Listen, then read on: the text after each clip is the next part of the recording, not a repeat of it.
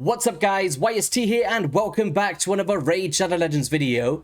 And today, we are live on the test server to showcase 6 of the new champions coming to Teleria to coincide with the Jetni the Giant fusion starting on May 11th.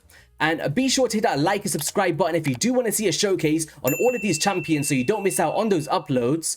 And let me know in the comment section below which one you want me to start off with. And the ones that seems to have most of the traction is the ones that I'll be showcasing first. But of course, showcasing Jetni is going to be very important so you guys know if it's worth it for you to go for the fusion itself. I hope everyone's having an amazing day, and I'm actually very excited to show the aesthetics of these champs, and some of them are top tier, crazy tier, absolute beast mode. So let's get right into it. I'm going to start with the one that I feel looks the best. I guess there's a couple that really shine. And he goes by the name of Wuzgar, a steampunk ogre straight from the caves. And he's got a majestic axe to take out his opponents. And if we have a little glimpse on the back, try tell me that that wouldn't scare away 99% of champions out there, apart from Genzin. Alright, jokes aside, this looks pretty cool, right? And if you put him like this, he looks like a new champion. It's like there's the face, he's got the weapons coming out, and I don't know, he could just have fat legs. But I'm really liking the backdrop on this. But alright, let's just head straight into the skill set. With the Restorative Violence, he attacks one enemy 4 times, and each hit will heal the ally with the lowest HP by 2% of this champion's max HP, taking this up by 20% bonus heals with the book values. Now, when you speak about the Finite's castle for anybody trying to progress, and you're really struggling with trying to get that counter down, or how about a 4-time hitter to crack that shield, being very consistent to reduce that. So great little multi-hit A1, and it might have some good multipliers, but we just have to wait on that regard. But I can't wait to try out this champion. On the A2 with the Shaman's Gift, he will heal all allies by 10% of this champion's max HP. And being a HP based champion, you're going to be stacking a bunch of HP on him, right? So the value should be pretty substantial here. He will also place a counterattack buff on this champion for 2 turns. So if the Finite manages to hit your Wasgar, he's going to come through again. Granted, you've got this buff active, and hit 4 more times. And then you could just lead into another one and pretty much immediately crack that shield there. On the Tusk Protection, staying with the theme of the Finite, he will place a 30% reflect damage buff and a shield buff equal to 20% of this champion's max HP on all allies for 2 turns. Once again, trying to take down that dungeon. On the Ogre and Restoration, he will restore destroyed max HP whenever this champion heals themselves or an ally, and the amount of the HP restored is equal to 30% of the heal. So a nice little quirky heal here to restore some of that max HP. So for the Faction Wars and the Finite, I think he'll get a lot of use from players, but looks really cool to be added to this game, right? Alright, so heading into the next one, we're going to spice it up into the Sylvan Watchers. And staying with the theme of the hard mode Finite, we've got Criodan the Blue. And he looks really cool. We've got the blue gemstone on the head, all about the ice and the frost. And this all comes into fruition with his skill set. Because on the Frostbark Blade, he attacks one enemy 3 times, great for cracking the shield. And each hit will have a 35% chance of placing a freeze debuff for 1 turn. Now, if you're aware of the mechanics of the hard mode Finite, freeze is one of those debuffs you need to mitigate the turn meter of the boss, and bringing in different roles of this is going to be very beneficial. Of course, in the state of the Finite at the moment, it's really hard to bring in these less tanky champions and trying to get the full control there. But fingers crossed that they actually nerf that boss a little bit to make freeze and teams more viable, so it's not stuck down to like Cardiels and Valkyries and big shields and counterattacks. I'd really love to see the creative ways that the community can use a vast majority of champions for the hardest stage out there. Although it has to be like pretty hard, of course, it's a hard mode dungeon, but I think that it just needs to be turned down a notch, as at the moment I'm seeing a lot of the same team out there that's actually viable and doesn't take 20 years to do it. And with the Razor here, he attacks all enemies 2 times and will have a great chance of placing a freeze once again, and being at each hit placement can really mitigate that turn meter there for that boss. When you talk about Demon or Clan Boss as well, with the Blessing of the Blue, he can place an increased speed buff on all allies for 2 turns, whilst also filling the turn meters of all allies by 15%. So if you're familiar with turn meter boosters in the arena, this is a great one to add to the game, being on a 3 turn cooldown and an epic champion that only requires 2 books here. Pretty good one, and I would love to try him out in some Demon or Clan Boss teams and really put him to work. Although the rest of his kit isn't made for the Clan Boss, it'll just be down to raw damage, right? But It'll be really cool just to enable some speed tunes if you don't have any ones available. Even for the Sylvan Watchers faction wars, we are anticipating that in the next couple months. Could be a really cool champion to bring into the mix. On the Snow Dancer, will fill this champion's turn meter by 5% for each freeze debuff placed by this champion. And when you speak about progressing through the Spider's Den, this is one of the best debuffs to crowd control those spiderlings and really put you in full control there. Maybe pair this with an AoE burn champion, right? Like a Mordecai. You'll be able to stop those spiderlings from attacking and at the same time burning them, making sure you get through that without a problem. So, very consistent AoE freezer for an epic, and there's actually not a vast majority out there. I believe he's the 4th epic in this game that can do an AoE freeze, not a single target. Correct me if I'm wrong, but I do believe it's only 4, now with Criodan. So, really nice addition to the game, a lot of freeze mechanics, and hopefully the Finite hard becomes a little bit more viable to try out these new compositions. So heading into the next champion, we'll be going into the High Elves faction, and this one really reminds me of Cornelia. Now try tell me that's not a grown-up version of Cornelia, or just a relative, right? Could even be her mum. Like, have a look at this. Picture frame that in your mind for a second. We're going to the dwarfs. It's even got like the same face paint and all sorts. She just got black eyes and that one's got gold. But regardless, a really cool champion to be added to the game, and I think she'll get a lot of use from players. Now, what am I talking about here? With the Lancer, she has a 50% chance of stealing one random buff from the target. It's not the greatest chance in the world, but being a default skill, there's not really much to expect from an epic champion, right? But talk about the Head of Mischief potentially stealing some of your buffs and being able to steal some of those back, or when they put up that reflect damage buff or whatever that may be, it's a chance out there for progressing through the Hydra boss to steal some of those buffs back from your opponents. On the Excoriating Light, she will attack all enemies, and before attacking, bear this in mind, has a 80% chance of removing any block debuffs buff from all enemies, and then also has an 80% chance of placing a block buffs after attacking for 2 turns. Being a HP based champion, she's going to be very tanky as well. And on a 3-turn cooldown, being able to place the block buffs is going to be very strong. And I can hear a bunch of you guys screaming, oh, you got Ugo in the game. She does drop defense and block buffs and she's a great champion, a cleanser. I understand that, but having a wide range of versatility in this game for block buffs options, I'm never against, right? Especially being the Force Affinity, be able to counter specific affinities as well. How many times in the Hydra as well, like, for me, speaking personally, when I'm using my Duchess and the Head of Mischief steals it from another target for the block debuffs, and it just becomes very annoying for when you're trying to place that block buffs. But having a way to remove that, and then after attacking, placing that block buffs, gives you that chance to remove that and get yourself back into the fight. So, would I love it to be 100% chance? Absolutely, but 80% is still pretty high here. On the Shield of Aravia, she will place a shield buff on all allies for 2 turns, equal to 20% of this champion's max HP. And being a HP based champion once again, the value is going to be pretty substantial on a 4-turn cooldown. And will also place a lower version of the Strengthen buff on all allies for 2 turns, which is just a straight out 15% damage reduction. So being able to survive in the Hydra is going to become just a little bit more easier, especially if you don't have any other Strengthen options in your 2nd or 3rd Hydra boss teams. Granted, you might have a Mithrala or something for your other ones, right? With the Inviolable Nobility, is that how you say it?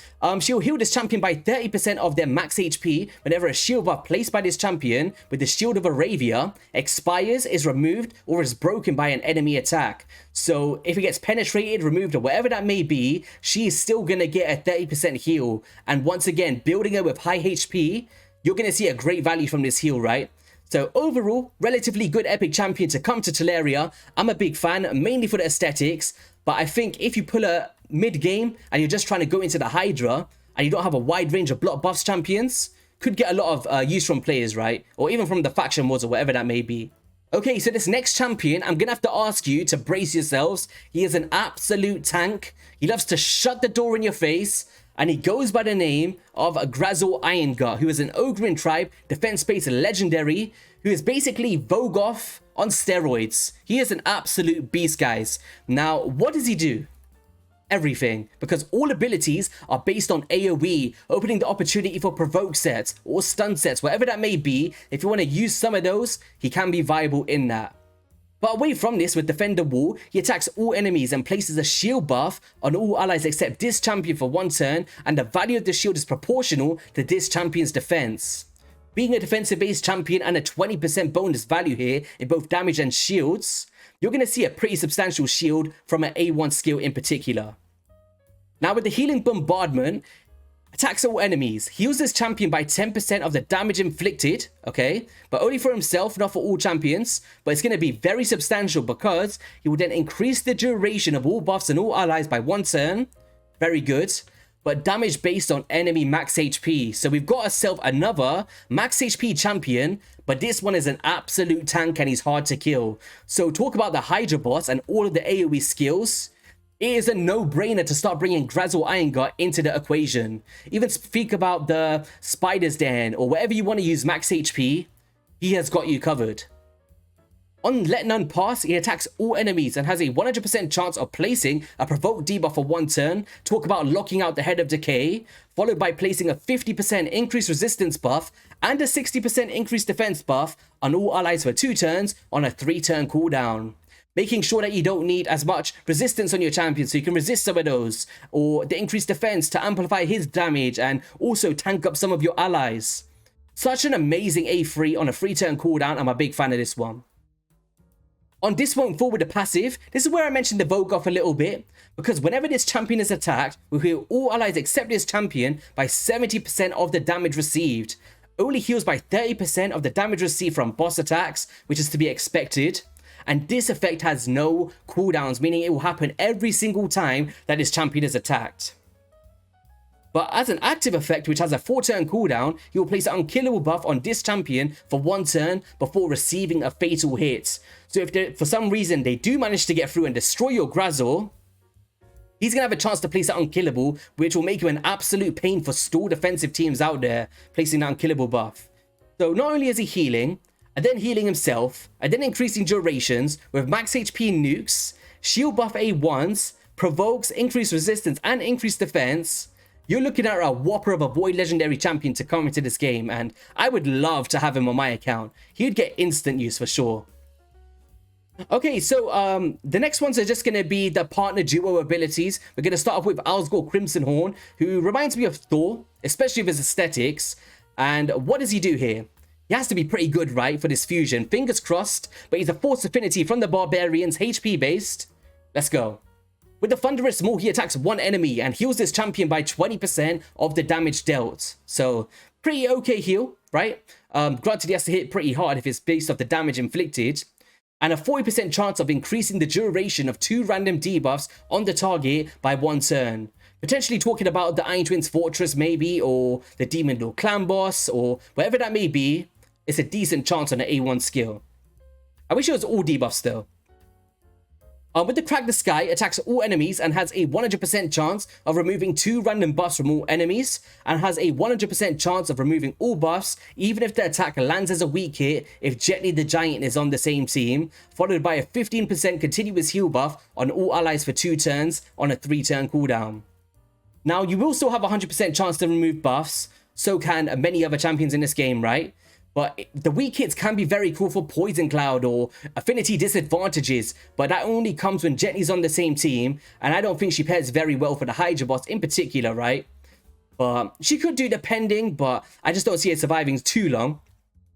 And then on the Resounding Rally, he fully heals a target ally and places a block damage buff on all allies for 2 turns on a 4-turn cooldown. Now, talk about a new block damage unkillable champions for Demon Lord Clan Boss builders out there.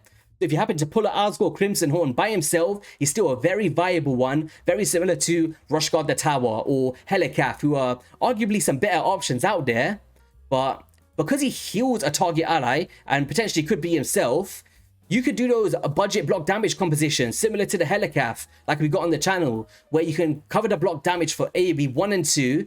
When you take the stun turn, have a cleanser like a Doom Priest or 2 Honorak, or whatever that may be, and then fully heal himself. Meaning that you do not need Leech or Lifesteal gear to add to that sustainability to guarantee you survive the 50-turn threshold. So really good A3, but the rest of the kit I'd say is pretty underwhelming for a duo partner ability here. Like, the only value you're getting from the pairing is a weak hits. Like, I don't know. I just think it could be a little bit better than that, but could have some decent usage for the arena, where one is nuking and one is removing buffs, but could be a bit annoying with the polymorph, of course. With the Trammel, when attacked, has a 50% chance of placing decreased speed, and that goes up to a 100% chance if Jetni the Giant is on the same team. So whenever you're attacked on a 0-turn cooldown, there's a chance to consistently place decreased speed out there.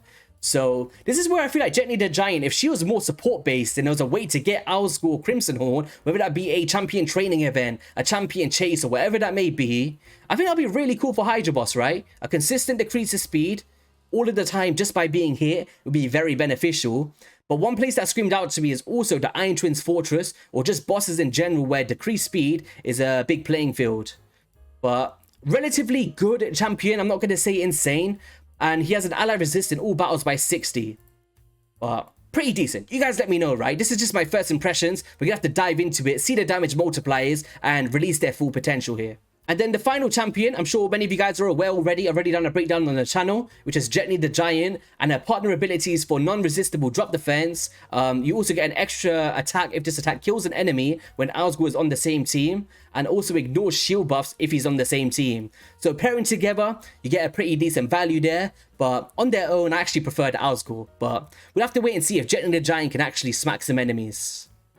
But yeah, guys, that's going to be all for today's video. If you guys did enjoy it, be sure to hit that like, subscribe button. Let me know which of these champions you're most excited about pulling, if you happen to pull them. And we're just going to summon some of these void shards that's on the test server. They're just sitting there. We might as well just yeet them. Might be able to get some golden stuff. Come on. And actually, at the time of recording this video, I released a sharp pull one yesterday night, pretty late, and it has a giveaway in it. And it should be active for at least another 10 hours. Also after recording this video, I guess. So make sure you guys go check that one out. And be sure to hit that like, subscribe button, and I'll catch you guys in a video soon. Peace.